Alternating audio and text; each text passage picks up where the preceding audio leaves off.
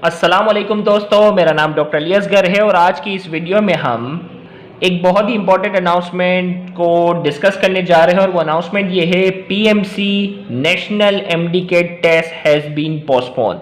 आज की तारीख में जो है वो सिंध हाई कोर्ट की तरफ से एक ऑर्डर आया और उस ऑर्डर को फॉलो करते हुए पाकिस्तान मेडिकल कमीशन ने नेशनल एमडीकेट का जो टेस्ट है उसे क्या कर दिया है, पोस्टपोन कर दिया है। अब ये जो टेस्ट डिले क्यों हुआ है वो हम थोड़ा सा डिस्कस करते हैं ताकि इसकी अहमियत जो है वो बच्चों को मालूम हो। और इसको डिस्कस करने से पहले आपसे एक बार फिर रिक्वेस्ट करेंगे कि अगर आपने अब तक हमारे इस चैनल को सब्सक्राइब नहीं किया जो कि सिंध बोर्ड टीचिंग के नाम से है तो काइंडली आज ही आप हमारे इस चैनल को सब्सक्राइब करें और साथ ही साथ बेल आइकन को लाजमी क्लिक करें ताकि हमारी अपलोड करदा तमाम वीडियोस की नोटिफिकेशन भी आपको रिसीव हो सके। Sindh high court has delayed national MDCAT 2020। Sindh high court की तरफ से जो है वो ऑर्डर नाफिज किया गया और इस ऑर्डर को फॉलो करते हुए पाकिस्तान मेडिकल कमीशन ने नेशनल एमडीकेट 2020 को डिले कर दिया है। अब ये डिले क्यों हुआ हम उसकी बात करते हैं। Sindh high court has given PMC 15 days to form academic board and examination authority.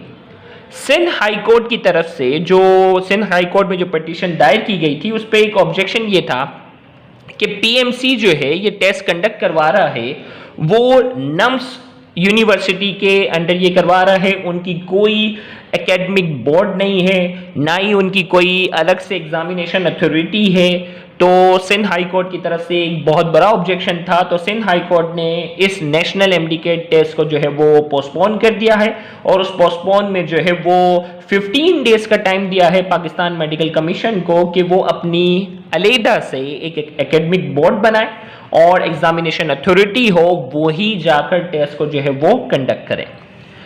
Thereafter decide the new syllabus within 10 days and then accordingly give a new date for MDCAT exam। फिर इसके बाद जो है ये बोर्ड 15 डेज में जब बन जाएगी उसके बाद 10 दिन का टाइम होगा जिसमें वो न्यू सिलेबस जो है वो उसको प्रॉपर्ली तौर पे देंगे, क्योंकि इससे पहले जो है वो पीएमसी बार बार एक बात कह रही थी कि कोई भी टॉपिक जो होगा वो सिलेबस से बाहर नहीं होगा। स्टूडेंट को जो है वो एक ऑब्जेक्शन फॉर्म दिया जाएगा जिसमें कोई भी एमसीक्यू जो है वो आउट ऑफ सिलेबस होगा तो वो स्टूडेंट क्या कर सकता है, वहां ऑब्जेक्ट कर सकता है, ऑब्जेक्शन फॉर्म फिल कर सकता है।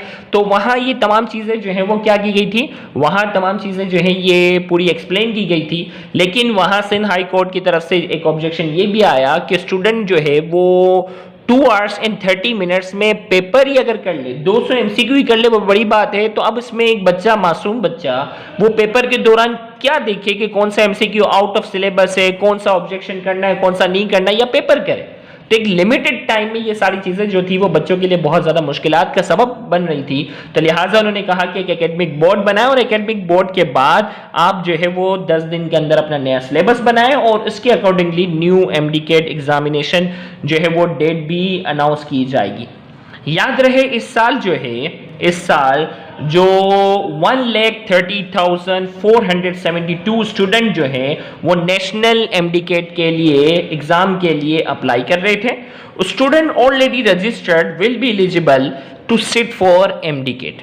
स्टूडेंट जो रजिस्ट्रेशन करवा चुके हैं, जिनकी रजिस्ट्रेशन स्लिप आ चुकी है, वो इस एग्जाम में अपियर हो सकते हैं। उनको दोबारा कोई रजिस्ट्रेशन नहीं करवानी होगी। ये बात वाज़ेह तौर पर मेंशन कर दी गई है कि बाद में कोई अलग से फीस नहीं ली जाएगी, बाद में कोई अलग से रजिस्ट्रेशन नहीं है। तो जिन्होंने रजिस्ट्रेशन करवा ली है, जिनका एडमिट कार्ड, ये सारी चीज़ें आ गई हैं, तो ये सारी चीज़ें जो हैं वही स्टूडेंट जो है इसमें अपियर होंगे। अब जो है वो स्टूडेंट जो है, अब यहाँ सवाल निशान के अब स्टूडेंट की मेंटल साइकोलॉजी क्या कह रही है। स्टूडेंट जो है वो परेशान है कि सर बार बार टेस्ट डिले हो रहा है, 18 अक्टूबर को पहले था, अब 15 नवंबर को था, फिर डिले हो गया। तो सर इस तरीके से हम क्या हो रहे हैं, डिस्टर्ब हो रहे हैं। तो मैं आपको यहाँ बताने जा रहा हूँ एक एग्जाम्पल बटरफ्लाई कोकून की। बटरफ्लाई कोकून क्या है, आपको मालूम है कि बटरफ्लाई का जो लार्वा होता है उसे क्या कहते हैं, कैटरपिलर कहते हैं। कैटरपिलर जो है वो बटरफ्लाई के मुकाबले में बहुत ज्यादा मुख्तलिफ होता है। It is just like a worm. अब ये कैटरपिलर जो होता है अपने अराउंड जो है कवरिंग जो है वो क्या करता है, क्रिएट करता है, और उस कवरिंग क्रिएट को जो कहते हैं बटरफ्लाई कोकून। उस बटरफ्लाई कोकून के अंदर ये बटरफ्लाई जो है, ये कैटरपिलर जो है वो काफी टाइम तक रहता है और उसके क्या बनते हैं, उसके जो है वो विंग्स जो है वो बनना शुरू हो जाते हैं। उसके जो विंग्स होते हैं वो क्या होते हैं, बनना शुरू हो जाते हैं। और वो विंग्स जो है वो बनने के बाद जब ये कोकून से बाहर निकलता है तो वो क्या हो चुका होता है, एक मजबूत बटरफ्लाई बन चुका होता है। तो यहां एक स्टोरी में बताता चलूं कि एक शख्स होता है, एक जगह से गुजरता है तो वो देखता है कि एक बटरफ्लाई जो है वो अपने कोकून से बाहर निकलने की कोशिश कर रही है। एक बटरफ्लाई जो है उसके कोकून के अंदर एक छोटा सा सुराख है और उस सुराख से जो है ये बटरफ्लाई जो है वो बाहर निकलने की कोशिश कर रही है और वो काफी स्ट्रगल कर रही है। तो उसने ये देखा कि वो जो है वो काफी देर वहां ठहर जाता है और काफी देर ठहर जाने के बाद जो है वो बटरफ्लाई स्ट्रगल कर रही होती है और स्ट्रगल करते करते वो देखता है कि वो बटरफ्लाई थक जाती है। तो वो शख्स क्या करता है, सीजर लेकर आता है और उस बटरफ्लाई के कोकून को क्या कर देता है, वो जो है वो कट कर देता है ताकि वो बटरफ्लाई जो है वो क्या हो, आसानी से जो है वो बाहर आ जाए। लेकिन वो क्या देखता है कि जैसे ही उसने बटरफ्लाई के कोकून को जो है वो क्या कर दिया, सीजर से कट कर दिया, जिसके बाद बटरफ्लाई जो है वो आसानी से जो है उस कोकून से बाहर आ गई, लेकिन उस बटरफ्लाई के अंदर उड़ने की सलाहियत नहीं थी। कुदरत का निजाम था, अल्लाह ताला का ये कानून था कि जो ये स्ट्रगल से गुजरेगा वो मजबूत हो जाएगा। अल्लाह ताला का कानून है, जो जितनी स्ट्रगल से गुजरता है वो क्या हो जाता है, उतना ज्यादा स्ट्रॉन्ग हो जाता है और उतना ज्यादा वो क्या होता है, काबिल होता है। तो सीजर से काटने के बाद क्या हुआ, उस बटरफ्लाई को इतनी ज्यादा स्ट्रगल नहीं करनी पड़ी, लिहाजा उसके विंग्स के अंदर जो है वो मजबूती नहीं थी, वो सलाहियत नहीं थी कि वो हवा में उड़ सके। लिहाजा वो जैसे ही अपनी कोकून से बाहर निकलती है तो वो रेंगती रह जाती है।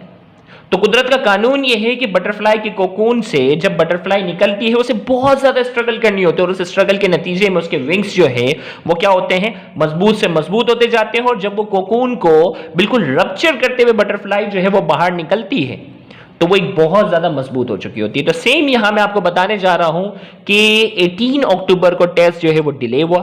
18 अक्टूबर के बाद जो है वो 15 नवंबर वाला टेस्ट भी जो है वो डिले हुआ। यहां कुछ बच्चों का नसीब काम कर रहा है। याद रखिएगा, कुछ बच्चों का नसीब में पॉसिबिलिटी है कि उनके नसीब में ये बात लिखी हुई है कि उनको मेडिकल कॉलेज में दाखिल होना है। एडमिशन उनका इस साल नसीब में लिखा हुआ है और वो स्टूडेंट आप भी हो सकते हो। लेकिन कुदरत को यह बात जो है मालूम है कि आपकी प्रिपरेशन में कहीं ना कहीं क्या है, कमी है। आपकी प्रिपरेशन में, आपकी प्रैक्टिस में कहीं ना कहीं क्या है, कमी है। इसीलिए अल्लाह ताला आपको क्या कर रहा है, बार बार जो है वो मौका दे रहा है। 18 अक्टूबर को टेस्ट जो है वो होना था, हो सकता है 18 अक्टूबर को टेस्ट हो जाता।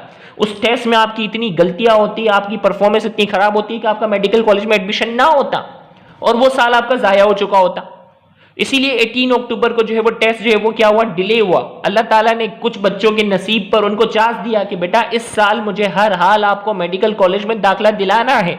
याद रहे वो स्टूडेंट आप भी हो सकते हैं। तो उन्होंने क्या किया, 15 नवंबर तक जो है वो टेस्ट डिले करवाया और 15 नवंबर के बाद भी कुछ बच्चों का नसीब ऐसा है कि जिनके नसीब में इस साल मेडिकल कॉलेज में एडमिशन लेना लिखा है। उनकी तैयारी 15 नवंबर के लिहाज से भी जो है वो मुकम्मल नहीं थी। तो अल्लाह ताला ने फिर मौका दिया है कि बेटा अपनी कमी बेशी को पूरा करो, इस साल तुम्हें मेडिकल कॉलेज में एडमिशन लेना है। तो याद रखिएगा, ये चीजें बार बार डिले हो रही है ना, इसको पॉजिटिव लो ना कि नेगेटिव लो। नेगेटिव लेने वाले यकीन करें, इनको जो कुछ आ भी रहा होगा वो पीछे हो जाएंगे। आप इसको पॉजिटिव ले कि हो सकता है कि आपकी तैयारी में, आपकी प्रैक्टिस में कहीं ना कहीं कोई कमी बेशी रह गई है, जिसकी वजह से अल्लाह ताला ने आपको 2 बार मौके दिए। 18 अक्टूबर का टेस्ट आपका डिले करवाया, फिर 15 नवंबर का टेस्ट भी जो है वो डिले करवाया और फिर आपको लगभग अगर देखा जाए तो 15 डेज और 10 डेज मिला के 25 दिन तो ये हो गए। और फिर आपको स्टडी का टाइम मिलेगा, कम से कम 1 से 1.5 महीने का मजीद टाइम मिल रहा है। तो मैं स्टूडेंट को यही कहूंगा कि आप ये सोचें, हो सकता है कि वो नसीब में आपके लिखा हुआ हो, आपकी तैयारी में कहीं ना कहीं कमी बेशी हो, जिसकी वजह से अल्लाह ताला ने आपको फिर मौका दिया है कि आप देखें कि आपकी तैयारी में कहां कमी है। और आज ही आपने जो है वो क्या करना है, एक पेपर लेना है और उसमें अपने वीक टॉपिक्स आप लिख लें कि कौन कौन से टॉपिक्स जो है वो आपके वीक हैं।